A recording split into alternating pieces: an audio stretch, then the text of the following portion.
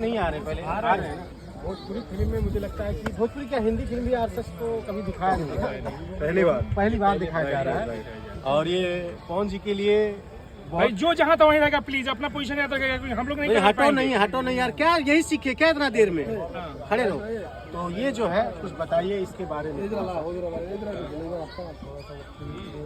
क्योंकि हम जुड़े हुए हैं आरएसएस शाखा से, तो कहीं ना कहीं मेरे मन में था कि जब भी कोई फिल्म करूँ तो आरएसएस के डिसिप्लिन को दिखाऊं। क्या बात, तो उस डिसिप्लिन को दिखाने का मन मेरे मन में शुरू से रहा था कि जब भी मैं कभी फिल्म करने जाऊं तो आरएसएस जितने डिसिप्लिन से गुजरे हैं ना सब दिखाएंगे, जितने डिसिप्लिन लोग इस हिंदुस्तान में।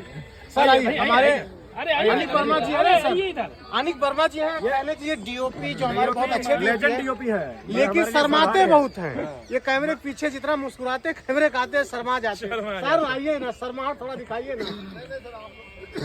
खैर कोई बात नहीं है, शर्माते हैं। हिंदू राष्ट्र